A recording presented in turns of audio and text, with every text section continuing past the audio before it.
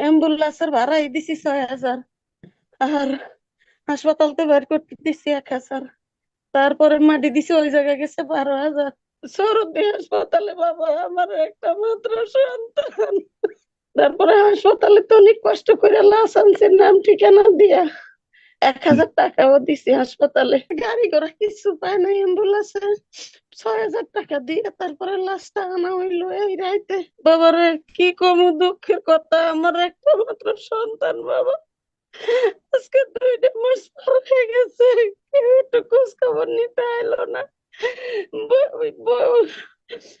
বৈশাখী channel সাংবাদিক আইনে ই করছে, তারপরে যমুনা চ্যানেলও দিছে, বাংলা মিশনও দিছে, কোনো একটা ছাত্র আসে নাই। তারপরে হাসপাতালে তো অনেক কষ্ট করে লাশ আনছে, নাম ঠিকানা দিয়া 1,000 টাকাও দিছি হাসপাতালে। তারপরে 1,000 টাকা হাসপাতালে তো কেন আমার দিচ্ছেন হাসপাতালে? আচ্ছা, যাক, বলুন বলুন, আমি পরে বলছি। হ্যাঁ, বলুন। ডাক্তারের দেয় নাই, লাশ দিবে না।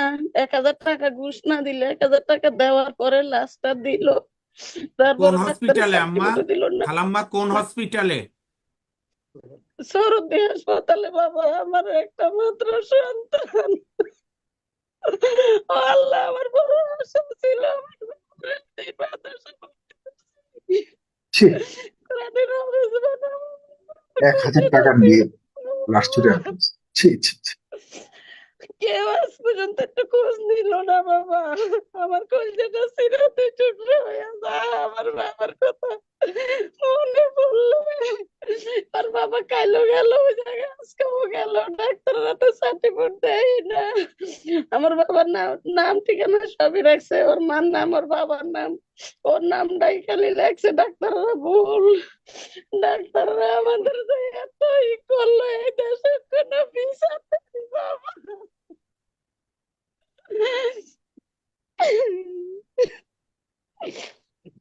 আমি আপনাদের কাছে এই বিচারটা চাই, আপনারা আমার এই বিচারটা একটু নিচে বিচার করেন বাবা। আপনাকে তো বাবা সন্তান সবাই আছে সবাই, আমার এই দুনিয়া তো কেউ রইল না, আমার বাবা দিতে চলে গেছে আমার নিঃস্ব দিয়ে। হাসপাতাল তো রাইতে 1টা বাজে লাশ আনছে, গাড়ি ঘোড়া কিছু পায় নাই, অ্যাম্বুলেন্সে 6,000 টাকা দিয়ে তারপরে লাশটা আনা হইলো এই রাইতে। কোন জায়গায় মাটি দিতে পারিনি, দেশও নিতে পারিনি, সব দিকে কারবো হতাম। তারপরে রাইতে রইলো, পরের দিন সকালবেলা 9টা বাজে বিয়ের পিতে মাটি দিছে।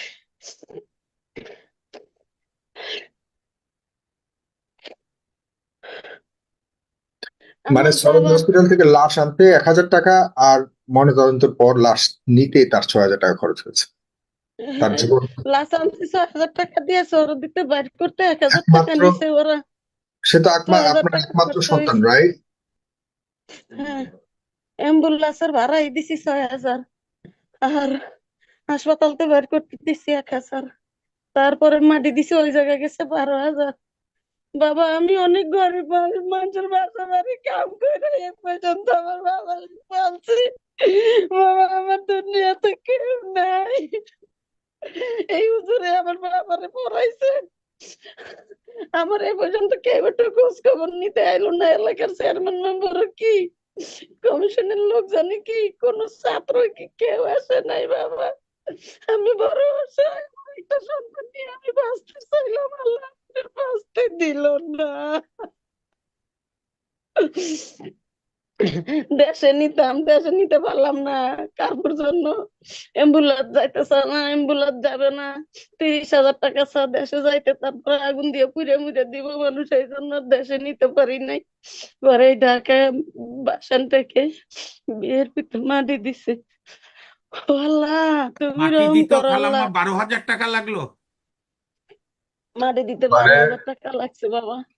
ওনে সরকারি জায়গা তো, ওখানে সবকিছু না দিলে তোর মাটি দিতে দিবে না, এখন কি করবো, ছেলে তো মাটি দিতে হইব।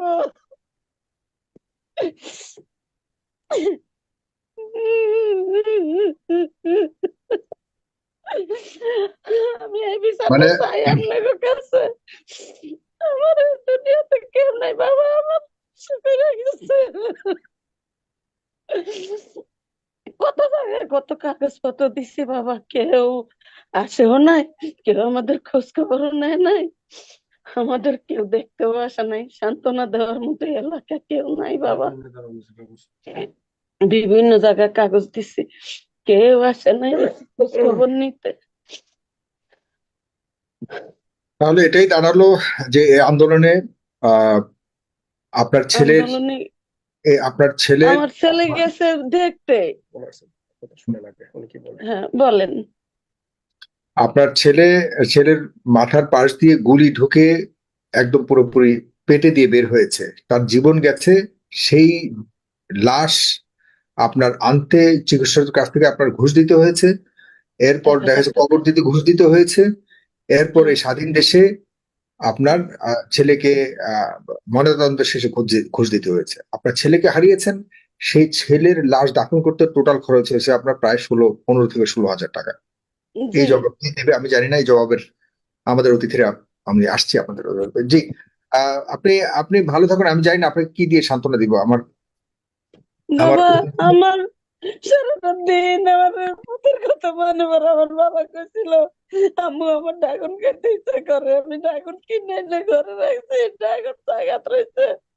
আমার বাবা তো আর নাই। আমার বাবার আমি 100 কুরবানি জামা কাপড় কিনে দিছি, সন্ধ্যার সময় আমি 100 কুরবানি, সন্ধ্যার সময় আমার বাবা নাই।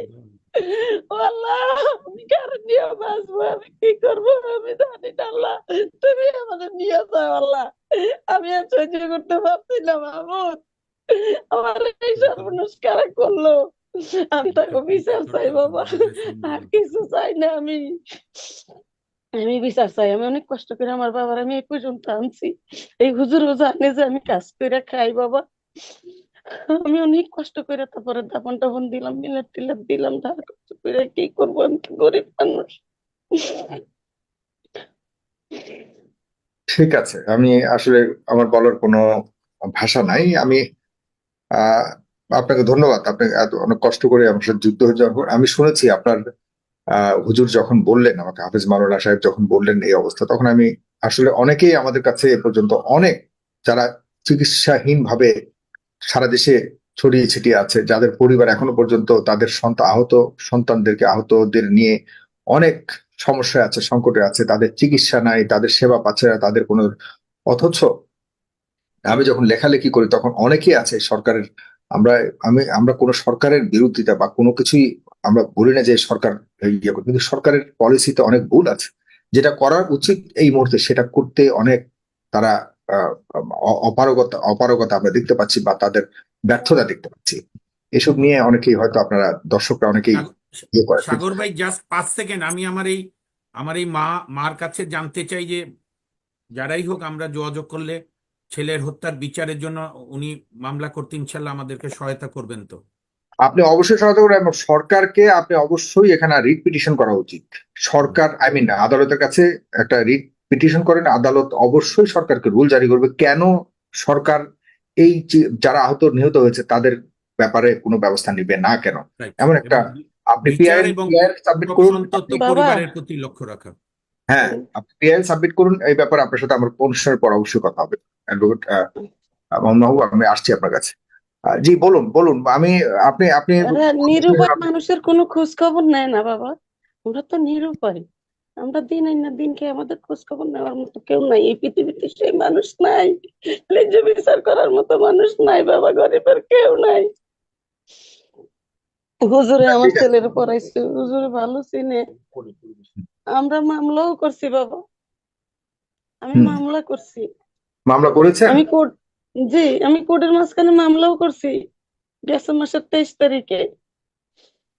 আচ্ছা, কিভাবে করেছেন জানি না, সে নিয়ে অবশ্যই সহযোগিতা করবে আমাদের অ্যাডভোকেট মাহমুদ মাহবুব আছেন, তিনি আপনাকে সহযোগিতা করবেন পরবর্তীতে। বাবা আমি আপনি অনুষ্ঠানের পর দয়া করে একটু আমার এই বিচারটা করবেন, আমার এই খুনির বিচার আমি চাই। আমাদের শহীদ মিজান মিজান সাহেবের আব্বা আম্মা, ওনাকে আমার নাম্বার, খালাম্মা আপনি আমি দিয়ে নাম্বারটা দিব। আমি সাগর ভাইয়ের আমি কাছ থেকে নিয়ে নিয়েন, আমি হ্যাঁ। সর্বাত্মক সহযোগিতা করব।